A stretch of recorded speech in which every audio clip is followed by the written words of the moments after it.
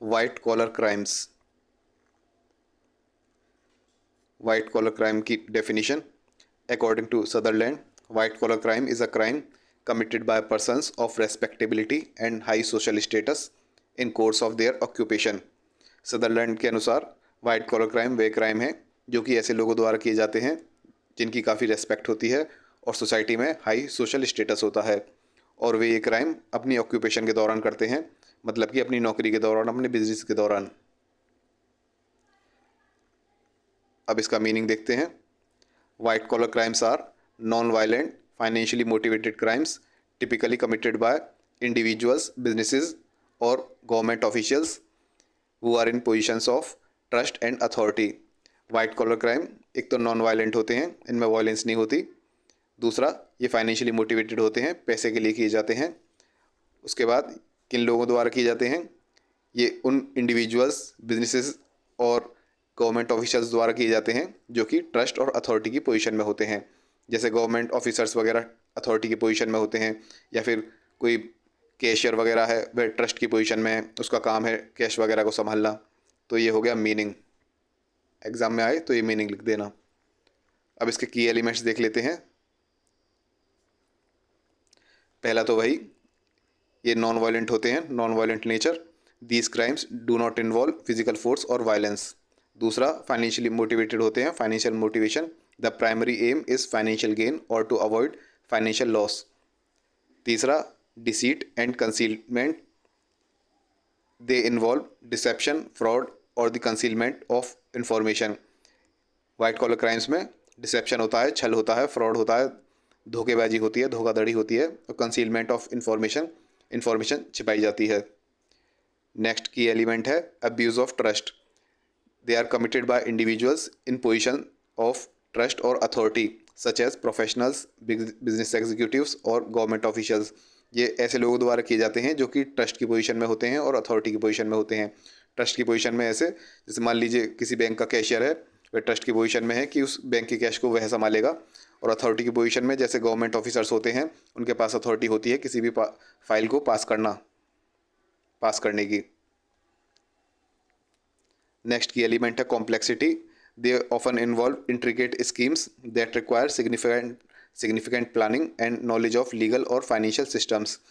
ये ज़्यादातर intricate schemes involve करते हैं, बहुत ही कॉम्प्लिकेटेड स्कीम्स जिनके लिए काफ़ी सिग्निफिकेंट प्लानिंग चाहिए और लीगल और फाइनेंशियल सिस्टम्स की पूरी नॉलेज चाहिए।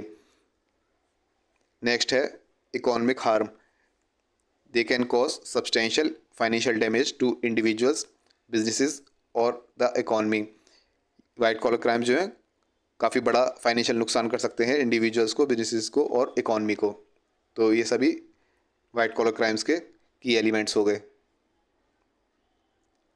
अब देखते हैं types of white collar crimes, या फिर कह सकते हैं हम examples of white collar crimes. एक हो गया फ्रॉड, धोखाधड़ी, जिसमें deceptive practices to secure unfair or unlawful financial gain such as securities fraud, credit card fraud, insurance fraud। दूसरा, embezzlement, यह हो गया पैसे का गमन, misappropriation of funds or property entrusted to one's care typically by an employee or official। जैसे किसी व्यक्ति को फंड वगैरह दे दिए, मान लीजिए कोई कैशियर है, उसके पास सभी बैंक का पूरा कैश रखने का उसको जिम्मा दे दिया, उसके ऊपर ट्रस्ट किया गया और उसने उसमें गबन कर लिया, पैसे खा लिए। एक हो गया इनसाइडर ट्रेडिंग, ये स्टॉक मार्केट्स वगैरह में होता है, किसी कंपनी की सीक्रेट इन्फॉर्मेशन लेके उसके बाद स्टॉक मार्केट में अपनी एडवांटेज के थ्रू इलीगल ट्रेडिंग करना। Illegal trading on the stock market to one's own advantage through having access to confidential information. उसके बाद हो गया ब्राइवरी, रिश्वत। उसके बाद हो गया मनी लॉन्ड्रिंग, ब्लैक पैसे को वाइट करना, ब्लैक का वाइट करना। concealing the origins of illegally obtained money typically by means of transfers involving foreign banks or legitimate businesses। उसके बाद टैक्स इवेजन हो गया, illegally avoiding paying taxes owed by under reporting income, inflating deductions or hiding money and interest in offshore accounts। अपनी income बहुत कम दिखाना जिससे कि tax बच सके, डिडक्शंस काफ़ी ज़्यादा करके दिखाना, या फिर ऑफशोर्स अकाउंट जो हैं, दूसरे देशों में जो अकाउंट्स हैं उनको हाइड करना। आइडेंटिटी थेफ्ट, किसी की आइडेंटिटी चुरा लेना, जैसे किसी की सारी इन्फॉर्मेशन चुरा के और उसके नाम पे अकाउंट खुलवा लेना और उसके बाद फ्रॉड करना, stealing someone's personal information to commit fraud such as opening credit accounts और फाइलिंग फेक टैक्स रिटर्न्स। उसके बाद है फॉर्जरी। फॉर्जरी में क्या होता है? फॉल्सिफाइंग डॉक्यूमेंट्स और signatures to deceive others for financial gain, किसी के नकली साइन करना, नकली कागजात बना लेना जिससे कि पैसे के लिए किसी के साथ धोखाधड़ी किया जा सके। साइबर क्राइम्स आ गए इसमें। क्राइम्स कमिटेड यूजिंग कंप्यूटर्स और the internet including hacking, fishing and online fraud. Computers और इंटरनेट के थ्रू क्राइम्स कमिट करना, जैसे अकाउंट हैक करना, फिशिंग करना और दूसरी प्रकार के ऑनलाइन फ्रॉड। तो ये सभी types of white collar crimes भी कह सकते हैं या फिर examples of white collar crimes भी कह सकते हैं। तो आपको समझ में आ गया होगा वाइट कॉलर क्राइम्स किस टाइप के होते हैं। अब एग्जाम्स में पूछ लेते हैं difference between white collar crime and traditional crime, इन दोनों के बीच में डिफरेंस क्या है। तो यहाँ पर है वाइट कॉलर क्राइम और यहाँ पर ट्रेडिशनल क्राइम। तो पहला नेचर ऑफ क्राइम, इन दोनों में क्राइम का नेचर क्या होता है। वाइट कॉलर क्राइम में क्या होता है, ये नॉन वायलेंट होते हैं और फाइनेंशियली मोटिवेटेड होते हैं और ये इन्वॉल्व करते हैं डिसीट, कंसीलमेंट और ब्रीच ऑफ ट्रस्ट। एक तो नॉन वायलेंट हो गए, वायलेंस का कोई जगह नहीं होती, फाइनेंशियली मोटिवेट होते हैं, पैसे के लिए किए जाते हैं। इसमें छल होता है, इन्फॉर्मेशन दबाना और धोखाधड़ी करना। ट्रेडिशनल क्राइम्स में क्या होता है, they often involve physical harm और threat of harm such as assault, robbery और मर्डर। इसमें फिजिकल फोर्स, फिजिकल हार्म होता है लोगों को और क्या कहते हैं, धमकाया जाता है कि आप को हार्म कर दिया जाएगा। इसमें असॉल्ट होता है, रॉबरी होता है, मर्डर होता है। असॉल्ट हुआ, मार पिटाई हुई, रॉबरी हुई, डकैती हुई, मर्डर हुआ। परपेट्रेटर्स, इन्हें किस प्रकार के लोग करते हैं, वाइट कॉलर क्राइम्स करते हैं individuals in positions of trust और authority such as professionals, executives और public officials. White collar crimes जो करते हैं वे लोग करते हैं जो कि ट्रस्ट और अथॉरिटी की पोजीशन में होते हैं, जैसे पब्लिक ऑफिशियल्स हो गए, government servant, government officers, professionals हो गए, सीए वगैरह, लॉयर्स वगैरह, एग्जीक्यूटिव्स हो गए। ट्रेडिशनल क्राइम कौन करता है, they can be committed by individuals from any social और economic background often without the need for specialised knowledge और एक्सेस। ट्रेडिशनल क्राइम कोई भी कर सकता है, किसी भी सोशल और इकोनॉमिक बैकग्राउंड वाला व्यक्ति कर सकता है, ज़रूरी नहीं कोई उसे स्पेशलाइज नॉलेज चाहिए, मार पिटाई करने के लिए कोई स्पेशलाइज नॉलेज नहीं चाहिए। मेथड्स, किन प्रकार के मेथड्स इस्तेमाल होते हैं वाइट कॉलर क्राइम्स में, they involve complex schemes requiring planning, knowledge of legal and financial systems and use of legitimate business practices for illegal purposes। White collar crimes में काफ़ी कॉम्प्लेक्स स्कीम्स होती हैं, बहुत ही कॉम्प्लिकेटेड सोफिस्टिकेटेड स्कीम्स होती हैं, पूरी planning करते हैं, पूरा लीगल और फाइनेंशियल सिस्टम्स की उन्हें नॉलेज होती है कि हम एक अकाउंट से दूसरे अकाउंट में कैसे पैसे भेजेंगे, एक कंपनी से दूसरी कंपनी में कैसे पैसे भेजेंगे, ऑफशोर कंपनी है फॉरेन कंपनी में कैसे भेजेंगे, वहाँ से पैसा कैसे वापस घुमा के ब्लैक का वाइट करेंगे। ये बहुत ही डिटेल्ड लीगल और फाइनेंशियल नॉलेज होनी चाहिए, ऐसे लोग ही ऐसे क्राइम करते हैं। ट्रेडिशनल क्राइम कौन करते हैं, ऑफन इन्वॉल्व डायरेक्ट, किस प्रकार का मेथड इस्तेमाल होता है ट्रेडिशनल क्राइम में, often involve direct actions and use of physical force और threat such as breaking and entering और फिजिकल असॉल्ट। इसमें डायरेक्ट एक्शन होता है, सीधे मार पिटाई, फिजिकल फोर्स का इस्तेमाल होता है, धमकियों का इस्तेमाल होता है। मोटिवेशन किस लिए किए जाते हैं white collar crimes, financial gain या फिर टू अवॉइड फाइनेंशियल लॉस, या तो पैसे की प्राप्ति के लिए या फिर अपना पैसे के नुकसान को रोकने के लिए, अवॉइड करने के लिए। और traditional crimes motivations can very widely including financial gain, revenge, passion, thrill seeking. Traditional crimes किसी भी चीज़ के लिए किए जा सकते हैं, फाइनेंशियल गेन के लिए भी किए जा सकते हैं, बदले के लिए भी, पैशन में भी, थ्रिल सीकिंग में भी, मज़े के लिए ही क्राइम कर रहे हैं। इम्पैक्ट, इनका इम्पैक्ट क्या क्या होता है वाइट कॉलर क्राइम का impact, they can cause significant financial harm to individuals, organisations and the economy often with less immediate visible damage. ये काफ़ी बड़ा आर्थिक नुकसान कर सकते हैं इंडिविजुअल्स को, ऑर्गेनाइजेशंस को और इकोनॉमी को, लेकिन इनका जो डैमेज होता है इमीडिएट जो है, इमीडिएटली इतना नहीं दिखेगा जितना बाद में जाकर पता लगेगा कितना बड़ा नुकसान कर दिया। जैसे घोटाले होते हैं बहुत बड़े बड़े लेवल पे होते हैं, लेकिन इमीडिएट इफेक्ट उसका पता नहीं लगता, इमीडिएट डैमेज जो है उनका दिखता नहीं है। ट्रेडिशनल क्राइम्स में क्या होता है, often cause immediate physical harm और डैमेज टू प्रॉपर्टी। यहाँ पर तुरंत ही फिजिकल हार्म होता है और प्रॉपर्टी को डैमेज होता है। मार पिटाई हुई तो जो घूंसे वगैरह, लात वगैरह के जो निशान होंगे वो इमीडिएट होगा, हार्म जो है इमीडिएट होगा। With direct and visible impacts on the victims, जो विक्टिम पे है सीधे डायरेक्ट और विजिबल इम्पैक्ट दिखेगा कि मार पिटाई का क्या असर हुआ है। डिटेक्शन एंड प्रोसिक्यूशन, इन्हें कैसे डिटेक्ट करते हैं, prosecute. White collar crimes are more challenging to detect and prosecute, बहुत ही चैलेंजिंग है उन्हें वाइट कॉलर क्राइम्स को डिटेक्ट करना और प्रोसिक्यूट करना due to their complexity and the sophisticated means of concealment, क्योंकि वे काफ़ी कॉम्प्लेक्स होते हैं और उन्हें छिपाने के लिए काफ़ी सोफिस्टिकेटेड तरीके अपनाए जाते हैं। Traditional crimes are generally easier to detect and prosecute with more straight forward evidence and immediate effect. Traditional crimes बहुत ही ईजिली डिटेक्ट किए जा सकते हैं और प्रोसिक्यूट किए जा सकते हैं क्योंकि एविडेंस स्ट्रेट फॉरवर्ड होता है और इफेक्ट भी इमीडिएट होता है उसका। अब कहीं किसी का मर्डर हो गया तो आसपास पुलिस वगैरह सीसीटीवी वगैरह देखेगी, विटनेसेस से पूछेगी, तो बहुत ही डायरेक्ट एविडेंस होते हैं, इनके स्ट्रेट फॉरवर्ड एविडेंस होते हैं। पब्लिक का परसेप्शन क्या है इन क्राइम्स के प्रति, क्या नज़रिया है? Often perceived as less severe. जो वाइट कॉलर क्राइम्स हैं काफ़ी लेस सीवियर, कम गंभीर तरीके से देखे जाते हैं कि बहुत ही कम गंभीर हैं due to the lack of physical violence through though their financial and societal impacts are extensive. क्योंकि फिजिकल वायलेंस नहीं होती इसमें, इसलिए क्या कहते हैं, विजिबल डायरेक्ट इम्पैक्ट भी नहीं दिखता तुरंत के तुरंत, काफ़ी दिनों में जाके असर पड़ता है, क्या कहते हैं, कितना लॉस हो गया सोसाइटी को या कितना लॉस हो गया किसी कंपनी को, किसी इंडिविजुअल को। इसलिए क्या कहते हैं, कम सीवियर माने जाते हैं, लेकिन इनका फाइनेंशियल और सोसाइटल इम्पैक्ट जो है काफ़ी बड़ा होता है, जो कि समय के साथ बाद में जाके पता लगता है। और traditional crimes they are typically seen as more severe due to the direct and often violent harm inflicted on victims. ये काफ़ी सीवियर तौर पे देखे जाते हैं, काफ़ी गंभीर माने जाते हैं ट्रेडिशनल क्राइम्स, क्योंकि इनका जो ये एक तो डायरेक्ट होते हैं और विक्टिम जो होता है उस पर वायलेंट हार्म इन्फ्लिक्ट होता है, उसको शारीरिक नुकसान होता है। अब देखते हैं, एक कभी कभी कमेंट आ जाता है, क्वेश्चन आ जाता है, white collar crimes are least detected and its offences are least punished. इस चीज़ पे कमेंट कीजिए कि वाइट कॉलर क्राइम्स जो हैं सबसे कम डिटेक्ट किए जाते हैं और ये इनके ऑफेंसेस जो होते हैं सबसे कम पनिश किए जाते हैं, ऐसा क्यों है? White collar crimes are often least detected and least punished for several reasons. ये रीजंस हैं कुछ जिनके कारण ये लीस्ट डिटेक्टेड हैं और लीस्ट पनिश्ड हैं। पहला, कॉम्प्लेक्सिटी और सोफिस्टिकेशन। ये क्यों नहीं पकड़े जाते या फिर क्यों पनिश नहीं हो पाते? सबसे पहला तो ये बहुत कॉम्प्लेक्स होते हैं, बहुत सोफिस्टिकेटेड होते हैं। White collar crimes typically involve intricate schemes and sophisticated methods that make them difficult to detect. Perpetrators use their knowledge of financial and legal systems to conceal their activities. White collar crimes ज़्यादातर बहुत ही intricate sophisticated schemes involve करते हैं, बहुत ही sophisticated और complicated methods इस्तेमाल करते हैं जिसकी इनको डिटेक्ट करना बहुत ही मुश्किल हो जाता है। और परपेट्रेटर्स जो होते हैं, जो अपराधी होते हैं इनके, वे उनके पास जो फाइनेंशियल और लीगल सिस्टम्स की जो नॉलेज होती है उससे वे अपनी एक्टिविटीज़ को कंसील करते हैं, छिपाते हैं, इसलिए इन्हें डिटेक्ट करना मुश्किल हो जाता है।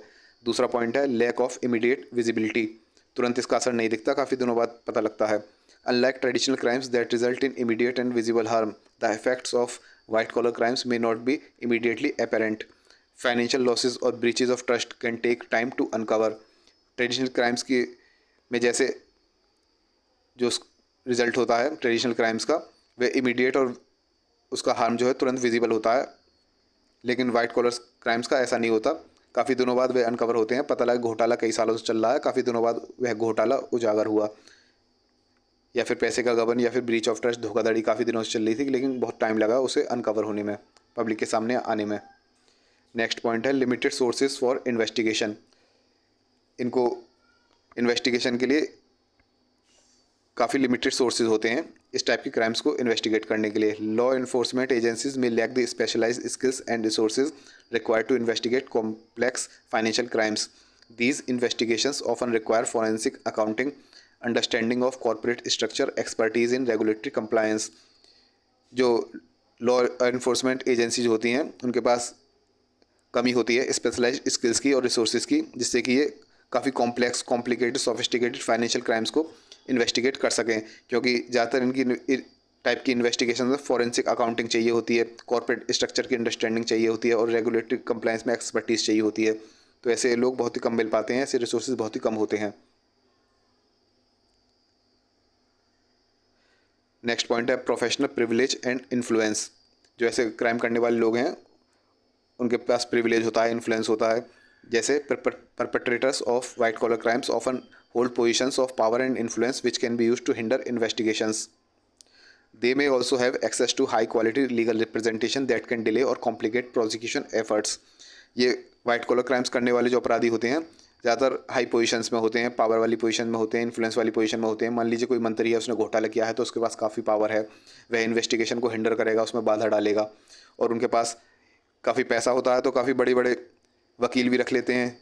आपने देखा होगा बड़े बड़े घोटाले वाले करने वाले नेता और मंत्री होते हैं, उनका केस लड़ने के लिए बहुत बड़े बड़े मंत्री आते हैं कोर्ट्स में, जिससे कि वे प्रोसिक्यूशन एफर्ट्स को डिले करेंगे, उसे कॉम्प्लिकेट करेंगे, काफ़ी लंबे ले जाते हैं कि घोटाला किया है और उसको सज़ा मिल रही है उस व्यक्ति को कई सालों बाद, 10 20 20 30 30 साल बाद सज़ा मिल रही है। क्या पता लगा कि उस व्यक्ति की मृत्यु हो गई, उसने घोटाला किया और उसकी मृत्यु भी होगी, तब जाके उसको सज़ा मिल रही है। नेक्स्ट है regulatory challenges. White collar crimes are often fall within the purview of regulatory bodies rather than criminal courts, leading to civil penalties rather than criminal prosecution. Regulatory bodies may opt for settlements and fines instead of pursuing lengthy and costly court cases. जो white collar crimes हैं ज़्यादातर वे regulatory bodies के purview में आते हैं, उनके अंदर आते हैं, जैसे सेबी वगैरह हो गया, आरबीआई वगैरह हो गया, और ज़्यादातर इनमें सिविल पेनल्टीज़ लगती हैं क्रिमिनल प्रोसिक्यूशन होने के बजाय। और रेगुलेटरी बॉडीज़ क्या करती हैं, ज़्यादातर फ़ाइन वगैरह लगा देंगी, कह देंगे सेटलमेंट कर लो, जो भी आपने गड़बड़ की है उसका पूरा भुगतान कर दो। नेक्स्ट है perception and priority. There can be perception that white collar crimes are less harmful than violent crimes, leading to low priority in law enforcement efforts. This perception can result in lighter sentences and a focus on restitution rather than punishment. जो perception है वह यह है कि white collar crimes जो है violent crimes की तुलना में काफ़ी कम नुकसानदायक है, लेस हार्मफुल है, जिससे कि लॉ एनफोर्समेंट एजेंसी जो हैं वे उनको काफ़ी लो प्रायोरिटी पर रखते हैं। और इस कारण, इस परसेप्शन के कारण ऐसे क्राइम्स में बहुत ही लाइटर सेंटेंसेस दिए जाते हैं। पता लगा कि 1 करोड़ का घोटाला किया, उसे 1-2 साल के लिए केवल जेल में डाल दिया, वह वापस बाहर आ गया। And a focus on restitution rather than punishment. Punishment की बजाय ये होता है कि हाँ रेस्टिट्यूट कर दो, जो भी पैसे वैसे लिया उसका भुगतान कर दीजिए, बस इतना होता है।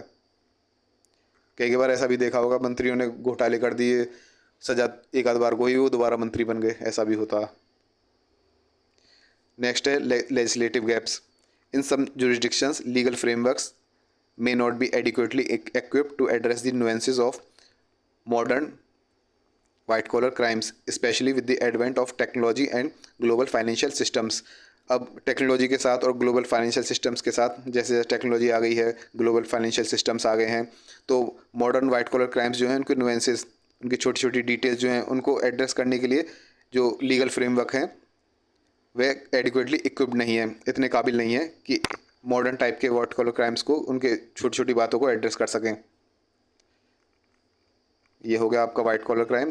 क्रिमिनोलॉजी का फुल कोर्स जो है आपको मिलेगा वेबसाइट www.desillb.com पर।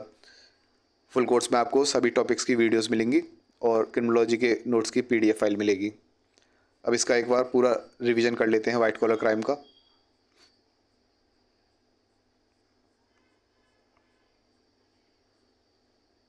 वाइट कॉलर क्राइम्स डेफिनेशन में देख लिया, सदरलैंड की डेफिनेशन थी कि ये वे क्राइम है जो कि ऐसे लोगों द्वारा किए जाते हैं जिनकी काफ़ी रेस्पेक्ट होती है और काफ़ी हाई सोशल स्टेटस होता है, जो अपनी ऑक्यूपेशन के दौरान ये क्राइम करते हैं।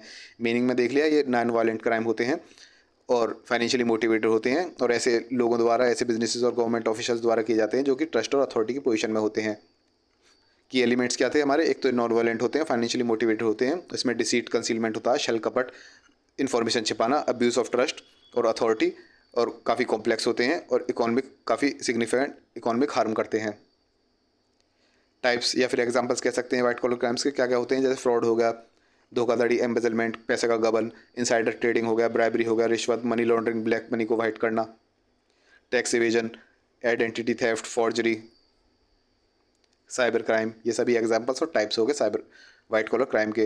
डिफरेंसेस में क्या था, नेचर ऑफ क्राइम देखा था, इनका नेचर क्या है, वाइट कॉलर का नॉन वायलेंट और फाइनेंशियली मोटिवेटेड है, ट्रेडिशनल का फिजिकल हार्म होता है, थ्रेट ऑफ हार्म होता है, परपेट्रेटर्स किस टाइप के लोग ये क्राइम करते हैं, वाइट कॉलर करते हैं जो लोग ट्रस्ट और अथॉरिटी की पोजीशन में होते हैं। ट्रेडिशनल क्राइम जो है ये कोई भी कर सकता है। मेथड्स, किस तरह के मेथड इस्तेमाल होते हैं वाइट कॉलर क्राइम में, काफ़ी कॉम्प्लेक्स मेथड इस्तेमाल होते हैं, पूरी प्लानिंग के साथ होता है, पूरी नॉलेज के साथ होता है। ट्रेडिशनल क्राइम्स में ऐसा नहीं है, डायरेक्ट एक्शन होता है, फिजिकल फोर्स और थ्रेट का इस्तेमाल होता है।